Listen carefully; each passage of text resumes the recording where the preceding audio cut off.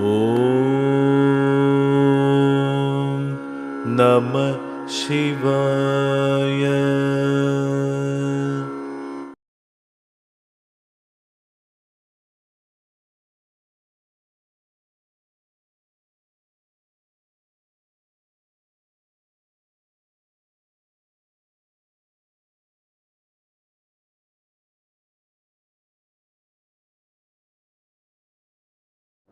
അവരുടെ ഈ അനന്തമായ അറിവിന്റെ മുന്നിൽ ഈ പരിമിതമായ ഇന്ദ്രിയ ജ്ഞാനം, കണ്ടും കേട്ടും മണത്തും രുചിച്ചും അറിഞ്ഞ ചില കാര്യങ്ങൾ, ഈ കണ്ണ് തന്നെ വളരെ പരിമിതമല്ലേ.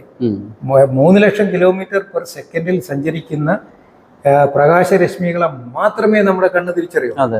ഇനി ഏത് മൈക്രോസ്കോപ്പിൽ വായിച്ചിട്ടുള്ളത്. പക്ഷെ എന്നെ സംബന്ധിച്ചിടത്തോളം ഈ നേത്രസിരകളിലുള്ള പ്രഷറുകൾ മാറ്റുമ്പോൾ പുതിയ പുതിയ ലോകങ്ങൾ കാണാൻ പറ്റും. പിന്നെ ഇതിപ്പോ നിങ്ങളടുത്ത് സംസാരിക്കാൻ ശാസ്ത്രം പറഞ്ഞില്ലേ എന്നെ അംഗീകരിക്കും. അതുകൊണ്ട് ഞാൻ പറയുന്നത് പുസ്തകത്തിൽ എഴുതിയിട്ടുണ്ട്. ഇത് സത്യമാണോ എന്ന് എനിക്കറിയില്ല. 3 ലക്ഷം കിലോമീറ്റർ പെർ സെക്കൻഡിൽ സഞ്ചരിക്കുന്ന പ്രകാശവീചികളെ മാത്രമേ കണ്ണുകൾ തിരിച്ചറിയൂ എന്നാണ് പുസ്തകം പറയുന്നത്. പിന്നെ എന്റെ ചോദ്യം, അതിനപ്പുറവും ഇപ്പുറവും ഒന്നും പ്രകാശരശ്മികളില്ലേ? ഇനി മൈക്രോസ്കോപ്പിലൂടെ നോക്കുമ്പോഴും ഈ ഡയമെൻഷനിലല്ലേ എന്റെ കണ്ണ് തിരിച്ചറിയുള്ളൂ. പക്ഷെ ഞാൻ ശ്രമിച്ചത് എന്റെ പരിമിതമായ കണ്ണിനെ കൊണ്ട് കാണാൻ മാത്രമല്ല ഈ ലോകം, അതിനപ്പുറം ഒരു ലോകമുണ്ടെന്ന് ഗുരുക്കന്മാർ എഴുതിയിട്ടുണ്ട്. അത് യുക്തിക്ക് നിരക്കുന്നതുമാണ്. ഞാനത് നോക്കുമ്പോൾ കണ്ണുകളുടെ മർദ്ദ വ്യതിയാനം തലച്ചോറിലെ രാസവ്യതിയാനങ്ങൾക്ക് കാരണമാകും. നല്ല ഇച്ചിരി അഗ്രസീവായിരിക്കുന്ന ഭ്രാന്തന്മാരെ ശ്രദ്ധിച്ചു നോക്ക്. കണ്ണിങ്ങനെ ഭയങ്കര സ്പീഡായിട്ട് ചുവന്നിരിക്കുകയും എന്തുകൊണ്ടാ? കുണ്ടലിനെ ഉണർന്നിരിക്കുന്നവന്റെ ഇതേ ഭാവം കാണും. അപ്പോൾ മർദ്ദ വ്യതിയാനമാണ്. അവൻ ഡിഫറെന്റ് ഡയമെൻഷൻസ് എക്സ്പീരിയൻസ് ചെയ്യണം. ഒന്ന് നിയന്ത്രണ അതീതമായതുകൊണ്ട് അവനെ ഭ്രാന്തനെന്നും, ഒന്ന് നിയന്ത്രണ വിധേയമായതുകൊണ്ട് അതിനെ യോഗി എന്നും വിളിക്കും. രണ്ടും തന്നെ. അപ്പൊ ഒന്ന് നിയന്ത്രണ വിധേയം, ഒന്ന് ക്രിയേറ്റ് ചെയ്തത്, ഒന്ന് സംഭവിച്ചത്. അപ്പോ ഇവിടെ ഈ മർദ്ദ വ്യതിയാനം പുതിയ ലോകങ്ങളെ നമുക്ക് കാണിച്ചു തരും. അപ്പൊ പിന്നെ എങ്ങനെയാണ് 3 ലക്ഷം കിലോമീറ്റർ സെക്കൻഡിൽ സഞ്ചരിക്കുന്ന പ്രകാശരശ്മികളെ ഉള്ളൂ എന്ന് പറയാൻ പറ്റില്ല. പൊതുജനം അതേ തിരിച്ചറിയുന്നുള്ളൂ, ആധുനിക ശാസ്ത്രവും അതേ തിരിച്ചറിയുന്നുള്ളൂ. പിന്നെ മറ്റ് യന്ത്രങ്ങളുടെ സഹായത്താൽ പല ഡയമെൻഷൻസും അവർ തിരിച്ചറിഞ്ഞു. യന്ത്രക്കണ്ണുകൾ കൊണ്ട് കണ്ടപ്പോൾ ഈ കാണുന്നതല്ല, ഇനിയുമുണ്ട് എന്നവർക്ക് മനസ്സിലായി. ഇന്ന് യന്ത്രം കൊണ്ട് കാണുന്നത് പണ്ട് മനസ്സുകൊണ്ട് കണ്ടു. അതാണ് പിന്നെ നീൽസ് ബോറിനെ പോലെയുള്ള, ഷ്രോഡിംഗറിനെ പോലെയുള്ള ശാസ്ത്രജ്ഞന്മാർ പറഞ്ഞത്. നമ്മൾ ഉപയോഗിക്കുന്ന $multi-million വർത്ത് മെഷീനിൽ കൊണ്ട് കണ്ട കാര്യങ്ങളെ മനസ്സെന്ന ഉപാധി ഉപയോഗിച്ച് പൗരാണിക ആചാര്യന്മാർ കണ്ടറിഞ്ഞിരുന്നു. ഈ സാധാ പോണ ആപ്പ അല്ല ഈ പറഞ്ഞത്. മനസ്സിലായില്ല? ഈ പാർലമെന്ററി വേർഡാണ് ഈ ആപ്പ. അതിനേക്കാൾ വലുത് നമ്മളിപ്പോ കുറച്ച് നാൾ കേട്ടിരുന്നു. അപ്പൊ അതുകൊണ്ട് എനിക്ക് അങ്ങനെ വിളിക്കേണ്ടി വരുന്നു ഈ സോ കോൾഡ് എന്താണ് ബുദ്ധിജീവികൾ എന്ന് പറയുന്നവരെ. കാരണം പക്ഷേ വെസ്റ്റേൺ സയൻസിൽ വലിയൊരു പരിവർത്തനം വരുന്നുണ്ട്, വളരെ വലിയൊരു പരിവർത്തനം വരുന്നുണ്ട്. കാരണം അവർ അന്വേഷിക്കുന്നുണ്ട്. അതാണ് ഇവിടെ അടിമകളാണ്. അതാണ് ഞാൻ നേരത്തെ പറഞ്ഞത്. നമ്മൾ ഇവിടെയുള്ള ശാസ്ത്രബോധം, നമ്മുടെ ഈ പണിക്കർ സാറ് അവർ വിളിക്കുന്നത് ശാസ്ത്രാന്ധത. അതാണ്. അപ്പോ ഉപാധികളില്ലാതെ അന്വേഷിക്കുമ്പോൾ ആ അന്വേഷണം പരിമിതമാണ്, ഇന്ദ്രിയാത്മകമായ അന്വേഷണം പരിമിതമാണെന്ന് നമുക്ക് ബോധ്യം വരും. അങ്ങനെ വരുമ്പോഴേ ഇന്ദ്രിയങ്ങളെ ത്യജിച്ചുകൊണ്ട്, അവിടെ ത്യാഗം, അതിനെ ത്യജിച്ചുകൊണ്ട് മറ്റൊരു പന്ഥാവിലേക്ക് പോകുമ്പോഴാണ് ത്യാഗം യോഗത്തിലേക്ക് വഴിവെക്കുന്നത്. അങ്ങനെ ബാഹ്യവും ആന്തരികവുമായിട്ടുള്ള വേർതിരിവിനെ അറിയാൻ സൂര്യചന്ദ്ര നാഡികൾ രണ്ടായിട്ട് നിൽക്കുമ്പോൾ പ്രപഞ്ചം പലതായി കാണും. എന്നാൽ സൂര്യചന്ദ്രമസോരൈക്യം ഹടയിത്യപരീയതേ, രണ്ട് നാഡികളെയും യോജിപ്പിക്കുക.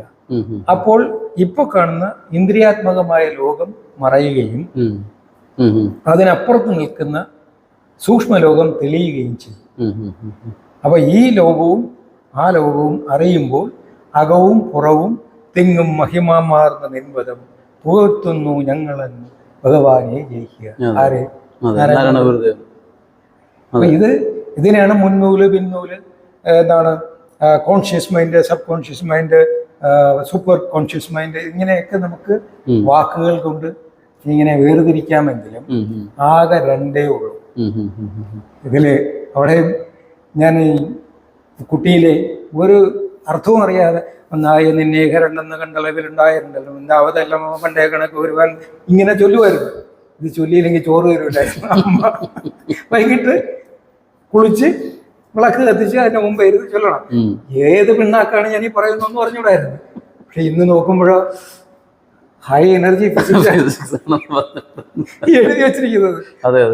ഒന്നായിരിക്കുന്നതിനെ രണ്ടായി സൂര്യചന്ദ്രനാണ് പോസിറ്റീവ് നെഗറ്റീവായി കണ്ടപ്പോൾ ഉണ്ടായി ഇണ്ടൽ ദുഃഖമാണ് എന്റെ ഈ ഭൗതിക ലോകം കാരണം. പണ്ടേ കണക്ക് ആ ദ്വൈതത്തിൽ നിന്ന് മാറി മാക്സ് പ്ലാങ്ക് ഇൻസ്റ്റിറ്റ്യൂട്ടിലെ ഹൻസ് പീറ്റർ ഡുവർ പറഞ്ഞതാണ്, ഏ duality whatever is ye experience has this material world is generated from these two ideas, is duality, but there is no material world existing the way you perceive. ഇങ്ങനെ എഴുതി പോയിരിക്കുകയാണ്. എന്നിട്ട് പുള്ളി പറയുന്നത് എന്താണ്, ഈ രണ്ട് മാറി പണ്ടേ കണക്ക് ആ ദ്വൈതം രണ്ടില്ല ഏ ഡുവാലിറ്റി അത് എക്സ്പീരിയൻസ് ചെയ്യുമ്പോൾ then you will be all right. ഇതാണ് ഞാൻ ഈ ചോറ് കിട്ടാൻ വേണ്ടി ജപിച്ചത്. എത്ര ഭംഗിയായിട്ട് ഗുരുക്കന്മാരെ എഴുതി. അപ്പൊ ഇന്ന് പറയുന്ന ഏ ഡുവാലിറ്റി എന്ന് പറയുന്ന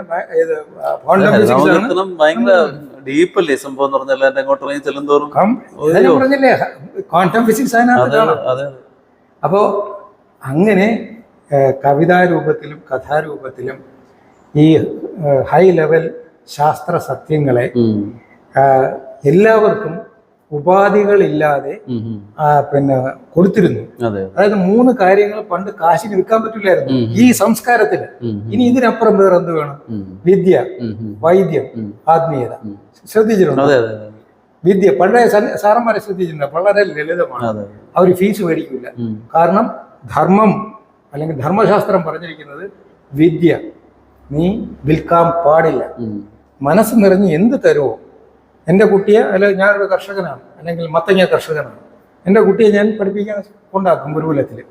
എനിക്കാകെ എൻ്റെ കയ്യിലുള്ള മത്തങ്ങ ഞാൻ ഒരു മത്തങ്ങ കൊണ്ട് കൊടുക്കും. അത്ര തന്നെ സാറിന് അതേ ഉള്ളൂ. നെൽ കർഷകൻ ഞാൻ ഒരു നെല്ല് കൊണ്ട് കൊടുക്കും, അല്ലാതെ ചോദ്യമില്ല.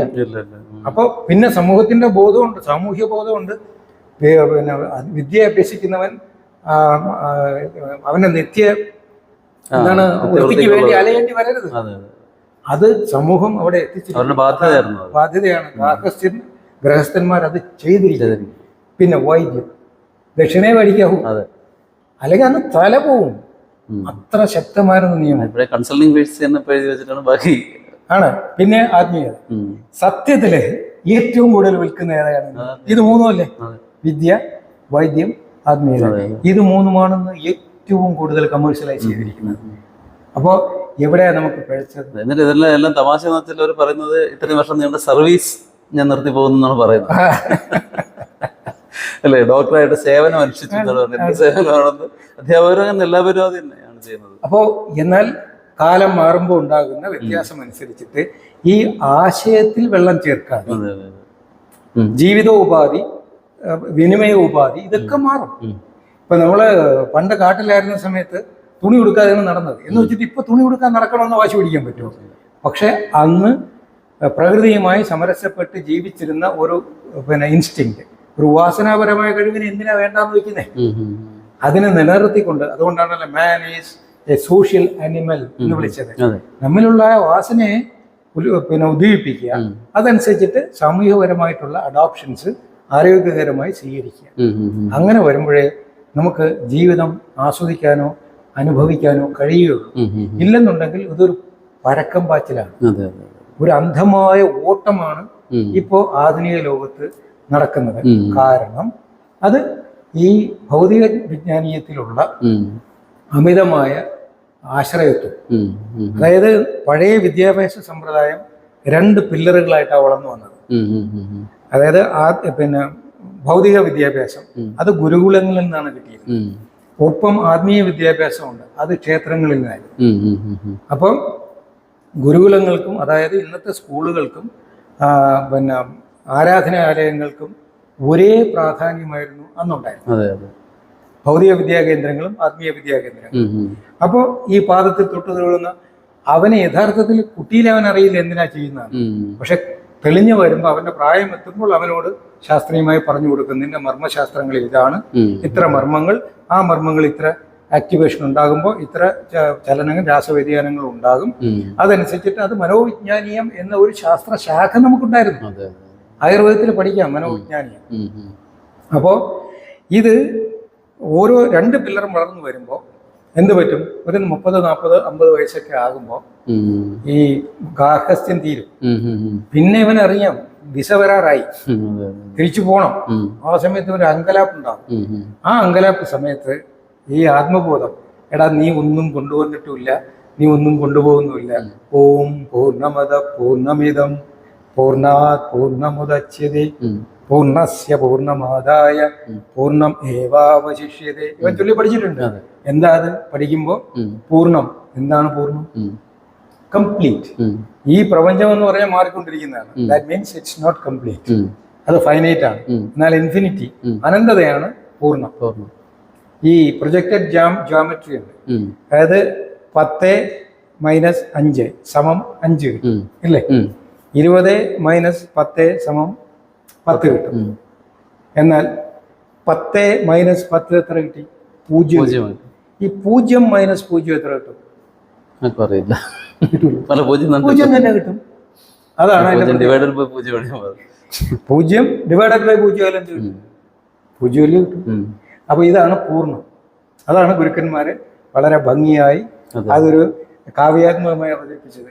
Infinity is poornam, because nobody knows what it is. ഓം നാദബ്രഹ്മം പൂർണ്ണം അത പൂർണ്ണമിതം. നീ ആ കാണുന്നത് ഈ കാണുന്നത് ഇതൊക്കെ പൂർണ്ണമാണ്. പൂർണ്ണാത് പൂർണ്ണമുദച്യതേ, പൂർണ്ണത്തിൽ നിന്ന് പൂർണ്ണം ഉണ്ടാകുന്നു. ഇപ്പൊ തെങ്ങിൽ നിന്ന് തെങ്ങുണ്ടായി, തെങ്ങിൽ നിന്ന് വീണ്ടും തേങ്ങ ഉണ്ടായി. ഇത് ഏതാണ് ശരി? ആദ്യം ഉണ്ടായത് ഇന്നൊരു ആരും കണ്ടുപിടിച്ചിട്ടില്ല. അപ്പൊ പൂർണ്ണത്തിന് പൂർണ്ണം ഉണ്ടാകുന്നു. പൂർണ്ണത്തിന് പൂർണ്ണം എടുത്താലോ പൂർണ്ണാമേവ അവശിഷ്യത. അത് പൂർണ്ണത്തിന് നീ പൂർണ്ണം എടുത്താലും പൂർണ്ണം തന്നെ അവശേഷിക്കും. അതിനർത്ഥം അഹം ബ്രഹ്മാസ്മി, ബ്രഹ്മം പൂർണ്ണമാണ്, നീ പൂർണ്ണമാണ്. അങ്ങനെയെങ്കിൽ നീ എന്ത് കൊണ്ടുവന്നു? എല്ലാം കൊണ്ടുവന്നു. എന്തുപയോഗിച്ചു? എല്ലാം ഉപയോഗിച്ചു. എന്തെടുത്തു? എല്ലാം എടുത്തു. എന്ത് നഷ്ടപ്പെട്ടു? ഒന്നും നഷ്ടപ്പെട്ടില്ല. സോ നീ ഒന്നും കൊണ്ടുവന്നതുമില്ല, നീ ഒന്നും ഹോൾഡ് ചെയ്യുന്നുമില്ല, നിനക്കൊന്നും നഷ്ടപ്പെടാനുമില്ല. ഇത് കൊള്ളാം. ദാറ്റ് ഈസ് വാട്ട് ഈസ് അനന്തത. ഈ ഒരു തലത്തിലേക്ക് എത്തുമ്പോൾ ഇവന്റെ ഈ ഭൗതിക ബോധം, ഞാൻ മരിക്കാൻ പോണു, എൻ്റെ സ്വത്തും എല്ലാം എൻ്റെ കൊച്ചുങ്ങൾ തിന്നു, നാട്ടുകാർ കൊണ്ടു, ഈ ഭയമൊന്നും അവനില്ല. ബിക്കോസ് ഐ ആം പൂർണ്ണം. ഇത് വരികയാണ്. ഈ സ്പിരിച്വൽ പില്ലർ അവന്റെ കുട്ടിയിലെ വളർന്നു കഴിഞ്ഞു. അപ്പൊ ഈ സ്റ്റേജ് വരുന്ന സമയത്ത് ഇത് രണ്ടും കൂടെ കൊണ്ട് യോജിക്കും. ആ ഭൗതിക വിദ്യാഭ്യാസവും ആത്മീയ വിദ്യാഭ്യാസവും കൂടെ യോജിക്കുമ്പോൾ he will smile as a stable pillar, no shake. അതേസമയം ഇപ്പൊ എന്ത് സംഭവിച്ചു? അതല്ലേ ഗുരുകുലത്തിൽ ചെല്ലുമ്പോൾ തന്നെ ആദ്യമായിട്ട് ചെല്ലുമ്പോൾ ഈ ഭസ്മം കൊടുത്തിട്ടല്ലേ, ഭസ്മാന്ത്യം ശരീരം കൊണ്ടുള്ള സംഗതിയുടെ അവസാനം ഇതാണെന്ന് പറഞ്ഞു. ഈ വായുരനില അമൃതമതേതം ഭസ്മാന്തം ശരീരം. ഇനി എത്രയൊക്കെ തുള്ളിയാലും ആരെന്ന് പറഞ്ഞാലും ഇത് ഭസ്മമാകാൻ പോണതാണെന്ന് ആദ്യമേ പഠിപ്പിക്കുകയാണ്. അപ്പോ അത് തന്നെ ആ ഉപനിഷത്ത് തന്നെ ആസൂര്യ നാമതേ ലോക അന്ധേന സംസാവൃത. നമുക്ക് സൂര്യൻ, ആത്മസൂര്യൻ ഇല്ലാത്ത ഒരു കാലത്താണ് നീ ഇപ്പൊ ജീവിക്കുന്നത് എന്നാണ് ഉപനിഷത്ത് അന്ന് എഴുതുമ്പോൾ. അന്നും പ്രശ്നം തുടങ്ങി. മനസ്സിലായില്ലേ? അപ്പൊ ഈ ആത്മീയ ചോദിക്കുമല്ലോ, എല്ലാ വെളിച്ചങ്ങളും എല്ലാ സൂര്യന്മാരും എല്ലാം കെട്ടുപോകുമ്പോൾ ഒരു അല്പം വെളിച്ചത്തിന് വേണ്ടി ഇവിടെ പോകുന്നു നോക്കുമ്പോഴത്തേക്ക് അകമാണ് വെളിച്ചം എന്ന് പറഞ്ഞു കൊടുക്കും. അത് ഇതിനൊക്കെ വലിയ സയൻസ് അതിലോട്ട് എത്താനുള്ളതേ ഉള്ളൂ.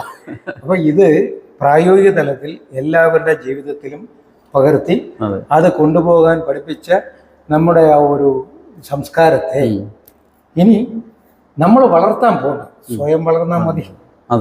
ഇതിപ്പോ ഉള്ള പ്രശ്നം എന്ന് പറഞ്ഞു കഴിഞ്ഞാൽ, പണ്ട് നമ്മളെ നാടൻ ഭാഷയെ പറയൂ, 2 കാലുമുണ്ട് 1 കാലുമുണ്ട് കുറ്റം പറയുന്ന പോലെ അച്ഛൻ പറഞ്ഞായിട്ടുള്ളതാണ്. ഈ 2 കാലം മുണ്ടുള്ള ഒരാള് മണ്ണിൽ വന്നിരുന്ന മണ്ണൊക്കെ വെച്ച് മൂടി ഇങ്ങനെ വെച്ചിട്ടിരിക്കുകയാണ്. അപ്പൊ 1 കാലം കൊണ്ട് ഒരു പടി പിടിച്ചു പോകണം. അപ്പൊ ദേ 1 കാലം മുണ്ട് പോകണം, ഇവന്റെ 2 കാലം മൂടി വെച്ചിരിക്കുകയാണ്. ഈ ഒരു അവസ്ഥയാണ് ഇപ്പൊ ആധുനിക കാലത്ത്. നമ്മൾ മറ്റുള്ളവനെ കുറിച്ച് കുറ്റം പറയുമ്പോൾ ആദ്യം നോക്കേണ്ടത് ഈ കുറ്റം നമ്മൾ അവനോട് പറയണോ നമ്മോട് തന്നെ പറയണം. അപ്പോൾ നമ്മളുടെ പരിമിതികൾ ആദ്യം മാറ്റിയിട്ട് ആ മാറിയത് മറ്റാരെയും കണ്ടേ നിങ്ങളിത് എങ്ങനെയാ മാറിയെന്ന് ചോദിച്ചാൽ ആവശ്യക്കാരന് പറഞ്ഞു കൊടുക്കുക. കേൾക്കാൻ താല്പര്യമില്ലാത്തവനോട് പറയാതിരിക്കുക. ശരിയല്ല എന്ന് പറയുന്നവനോട് നല്ല നമസ്കാരം പറയുക.